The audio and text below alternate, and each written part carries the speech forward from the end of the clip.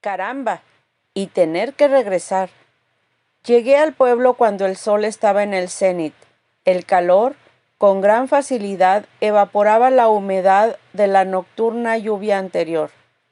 Como siempre, las callejuelas estaban semidesiertas, amodorradas, igual que siempre. Había salido de madrugada. Las 8 horas en la cabalgadura me permitían admirar el paisaje serrano. Ora el picacho poblado de encinos que le daba fondo colorido, más adelante los pinos cargados de cantos mañaneros y así, entre recovecos, ascensos y descensos del camino, veía los halcones siempre alertas, a los buitres con alas extendidas al sol, a las torcasas con su cucú, a las lagartijas con sus largas caudas y el río. Ese río que ondulaba según los caprichos del cauce y que estaba poblado de peces y tortugas, que bajo los reflejos del sol lucían multicolores al igual que las rocas sumergidas. Me encaminé a la inspección, entregué los informes solicitados, firmé la nómina y recogí las nuevas boletas que presentaban un formato diferente. El diálogo con el inspector fue como siempre, sencillo. A los dos nos motivaba el inminente inicio de vacaciones de verano. En aquella época no se hablaba de receso escolar.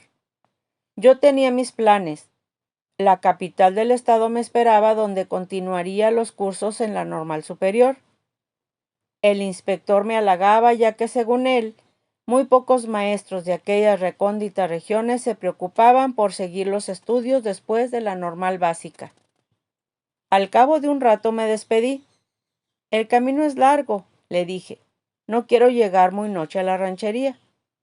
Él hizo un movimiento de brazo rutinario y me dirigí a la fondita de la plaza, donde comía aquellas enchiladas que, dadas las circunstancias, me sabían a gloria. Serían las 3 de la tarde cuando emprendí el retorno. Las mismas callejuelas adormecidas, salvo por uno que otro perro que ladraba a mi cabalgadura. Pronto me vi de nuevo en la soledad. Las pequeñas parcelas se terminaban y empezaba el rudo camino de piedras y barrancos. En las alforjas de la silla llevaba mi infaltable paquete de cigarros y mi litro de aguardiente. Pa'l cansancio, decía yo. Y en el otro lado, las relucientes boletas para mis 19 chamaquitos. 2 horas después empezaron los problemas. El cielo se cubrió de nubes negras, alones de cuervos que crecían con rapidez. Se vendrá la lluvia, pensé con preocupación. Y no me equivoqué. Pronto gruesas gotas golpearon el ambiente.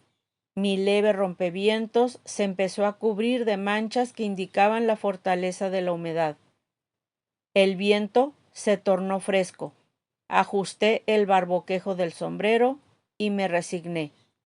Como la obertura de una ópera magnífica, un relámpago con su acompasado trueno indicaba el inicio del feroz aguacero que casi borraba la vereda. Se terminaron los cantos de gorriones, desaparecieron los vuelos depredadores y las caudas de lagartos se ocultaron. Todos, como un público sorprendido por la obra, habían buscado su refugio, que era su atenuante palco para ver pasar el humedecido arte. En las rocas, la sinfónica vibraba cual golpes de timbales. Los iniciales arroyuelos llevaban el compás y la armonía. La música de viento se paseaba entre los tupidos follajes y el rayo, cual tenor que ensordecía, invadía la esfera y entre los riscos el eco del barítono contestaba. Un telón de agua danzaba al ritmo de clarinetes infernales, y la voz de la soprano se deslizaba entre la oquedad de la montaña. Pero dejemos la opereta y regresemos a la realidad. El agua caía con tal fuerza que por el borde anterior de mi sombrero chorreaba cual cascada. Mi caballo, empapado como yo, Soportaba estoico el embate demasiado fresco para aquella época del año. Y desesperado busqué un refugio, un lugar donde capear el temporal. Pero no había nada, ni una oquedad entre las paredes de la montaña, solo aquel encino grande y frondoso que lucía un verde limpio a causa del baño natural. Y hacia allí me dirigí. Bajé de mi cabalgadura, alé la rienda y pronto los dos estábamos resguardados, aunque en parte, del feroz aguacero. Hurgué en la alforja en busca de la botella de aguardiente. Palpé mi paquete de cigarros y éste estaba húmedo, reblandecido.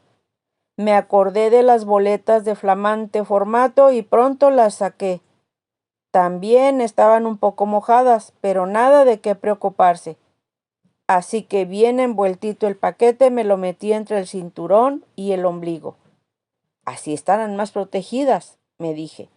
Deslicé hasta arriba el cierre del rompevientos y abrí la botella. Mis labios estaban a punto de besar el pico donde se almacenaba el licor, cuando ¡pum! El estallido desgarrador del relámpago sacudió todo mi cuerpo. El rayo había caído a escasos 20 metros de mi refugio. Con la sorpresa me quedé paralizado y cayó el recipiente del líquido cristalino. Baste decir que alcohol y agua se mezclaron y deslizaron corriente abajo. Y de pronto me acordé, los rayos caen en los árboles, dicen las consejas populares. Y es cierto, la ciencia lo confirma. Así que trémulo de frío y miedo, cabestré al alazán y emprendimos la marcha bajo aquel chubasco inmisericorde. No quise montar, no deseaba hacerla de pararrayos. Pasó quizá una hora. Durante ese tiempo y jornada vi caer varios rayos en las laderas de las montañas, algunos demasiado cerca como para ver cómo los pedruscos saltaban ante la diabólica electricidad.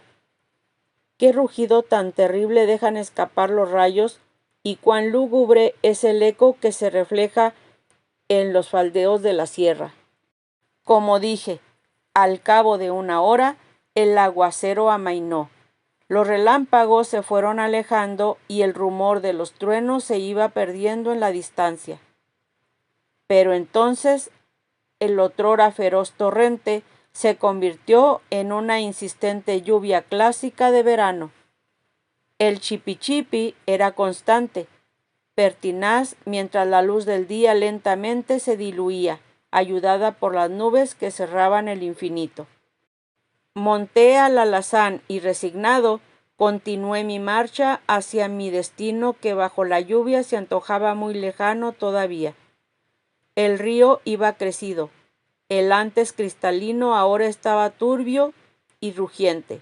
Ni tortugas, ni peces, solo espuma brava y rápidos antes desconocidos. Y bueno, tenía que cruzarlo. Así que mi alazán, como buen caballo de montaña, entró en la corriente. El agua rebasaba sus ijares y yo, patilargo que soy, cruzaba mis piernas sobre la cabeza de la silla. La luz del día se perdía con asombrosa rapidez. La lluvia, antes fresca, ahora estaba fría. Conforme pasaban las horas, mis huesos y músculos se adormecían. ¿Cuándo cesará esta lluvia? Como decía mi abuelo, las nubes estaban entabladas. No había esperanza que el cielo se despejara, y la noche se venía acompañada con el monótono croar de las ranas que en su alegría premiaban la humedad. La noche estaba terriblemente oscura. El alazán, más por instinto que por visión, seguía con acompasado paso la ruta que yo, para mi desgracia, no veía. Cómo admiro y quiero a los caballos. Solo el que ha navegado en soledades sabe el valor que tiene la compañía de estos nobles animales. Después de 4 horas bajo la gélida llovizna, mis piernas estaban yertas. No las sentía, y mis manos, asidas a la rienda, temblaban ateridas. Al poco rato, el alazán aceleró el paso. Buena señal, pensé. Ya casi llegamos al poblado. A lo lejos divisé las tenues lucecillas ambarinas de las ventanas que a fuerza de quinqués despertaban mi júbilo ante el inminente arribo. Cuando llegué a la casita donde me hospedaba, todo era silencio. No podía esperar otra cosa a las 11 de la noche, y con aquella lluvia incansable nadie osaba tener las puertas abiertas. El alazán lanzó un bufido. Quise descender de la cabalgadura y no pude. Mis piernas estaban tan ateridas que no las sentía. No las podía mover. Con voz ronca, casi dolorosa, lancé un remedo de grito que apenas si me escuché. «Don Arturo, ayúdeme, por favor». El viejo hombre bueno, acostumbrado a los silencios de la sierra, atendió mi murmullo, aunque creo que más percibió el pifar del caballo. Abrió la puerta con quinqué en mano y exclamó: «Profesor, mire nomás cómo viene, ande, apese y véngase pa' dentro». «No puedo, don Arturo, no siento las piernas». «Beto, hijo», gritó el viejo, «anda, ven y ayúdame a bajar al profesor, viene entumido por el agua y el frío». Y me bajaron. Mis piernas arrastraban inertes mientras me conducían al refugio pleno de calor. Me llevaron al camastro y don Arturo, hombre sabio y de experiencia, me quitó la ropa. Con el alcohol curado en yerbanís me frotó con energía las piernas y Beto, el mozuelo, me secaba con premura. Al poco rato volvió el calor y con él la normal circulación. Agradecido exclamé: «Beto, otro favor, desencilla al alazán y mételo al pesebre». Me senté en el camastro y en el piso vi mi pantalón de mezclilla empapado, casi duro por el rigor climático, y en un lado una pasta parduzca desolada. Eran las boletas con su ya inútil flamante formato. Y con tristeza exclamé ante la mirada solemne de don Arturo: «¡Caramba! Y tener que regresar».